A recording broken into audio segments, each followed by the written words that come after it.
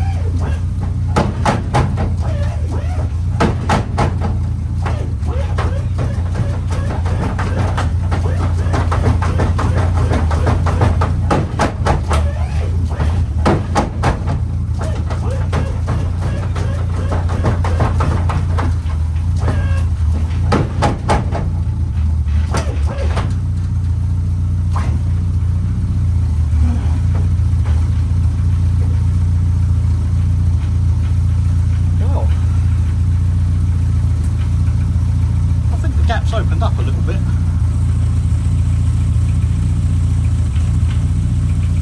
And it does keep opening up.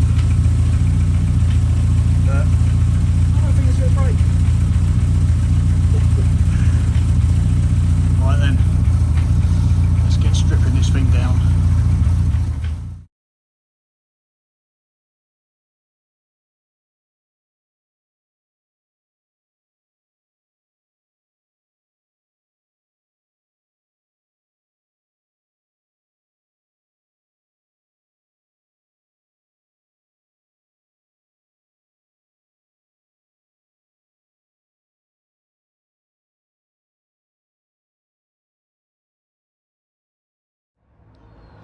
Right, not going to put you through a time lapse of the whole thing, so I'll just show you at sort of certain stages of how we're going and what it looks like. But just going to take the camera out and show you the bottom of the skid plate on the bottom of the engine. Oh, soaked in oil and crap. But hasn't really touched there, so the engine's been pretty safe really. So a little dent in that corner, so all pretty good there. But underneath, let's go for a bit of zooming in. I think, how do I do that? Oh, there we go. Yeah, so bottom edge of the flexi there, and right at the back, all the floor pans as well, they've hit the floor. It certainly had some abuse, and to be fair, it ain't done too bad. But I'm quite surprised about the bottom of the engine skid plate. There's hardly any marks on that at all, so the front was obviously too high. I need to go lower, don't I, the next one? Oh, did I say that? Ooh. Oh, I've been on it about half an hour now. As you can see, sweating like a fat pig. Guess that's what I am. Right, let's flip the camera around. So, okay, taking the carb off, fuel pipe up to the lift pump, that's off, throttle cable, choke cable, pipes cut there for the brake lines. Also had to cut them ones there because they're the ones that go inside the car to the line lock. What else have I taken off? All the wiring. I've only got to get that one little 10mm off of there for the alternator, and that wire's going to be tucked underneath. And ooh, look at that. Oh, wow. There was an upcoming problem, eh? Blimey. Yeah, apart from that little bit of wiring down there, I think that's it. It's pretty much, I'm going to drop it out on the subframe and then take the engine off the subframe. That's probably going to be the best way to do it. So, right, not quite know what to do here. Well, I know what to do, but you know what I mean. Just thinking. Yeah, let's just give it a go, shall we? Right, I will bring you back in a tick, and it'll either be laying on the floor broken, or I'd have got it out. So, in 1 nanosecond, the engine will be out. Oh, look at that highly polished paintwork. Well, the engine's out. I did it that way. I was going to crane it out through the top, and I thought I might as well drop the subframe out as well. But I have to report we've had a fatality. Something quite serious has happened. And yeah, Gerald, the gear shift giraffe, has died. He's split his neck and broke his ear off. So looks like someone's tried to cut his throat as well. Poor old Gerald. Been through many shifts together, and even tried fifth many a time. But there we go. Bye bye, Gerald. Right, back to the thing in question. So, like I say, it's out. Next thing to do is get the engine off the subframe, and then what am I going to do then? I don't know. Got to get the steering rack out, brake and clutch reservoirs, all the hydraulic rams. Still quite a bit to do. So, right, I think, like I say, I think the next stop is going to be getting the engine out the subframe and get the engine in the garage, put away somewhere, until it's revived again in the new car. Looking forward to it. Ah, I've just found my 13mm spanner as well. Little bugger, I've just been looking for that. Cool, right, I'll bring you back once I've got a little bit further. Right, now I've got the front hub assemblies off the subframe out, and engine just dangling there. Can actually get a better view of the twin alternators now. It's a bit of a bodge up really, but it worked, so I can't really complain. Clever little combination of idler pulleys and that I was going to make into a tensioner, but never actually got around to it. It's only secured on that bolt there. So, bit of a bodge, like I say, but it worked. So, I may be keeping the twin alternators. Don't know, it's a bit of a talking point, isn't it? So it's quite possible they may stay. But there we go. So, I've just got to park the engine up somewhere. Find somewhere for that to live where it ain't going to get hurt. Find somewhere for them to live as well. And then we'll strip the rest of the front out. So, get the little valve off, master cylinders out, steering rack out, hydraulic rams off both sides. And then I think that's the front done. Or I might take the bonnet catch off actually. But yeah, and then we'll start moving our way backwards. Steering column out, handbrake lever. Most of the wiring I'm going to leave behind because it's just custom to this and it's crap really. So, but yeah, strip spring box out and all the hydraulics and fuel tank and everything.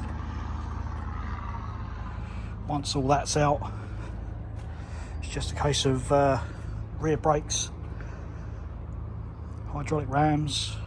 Yeah, it's getting along pretty quick really. What's the time now? Oh, I can't see while I'm on this, but I feel I've been down here about 2 hours now.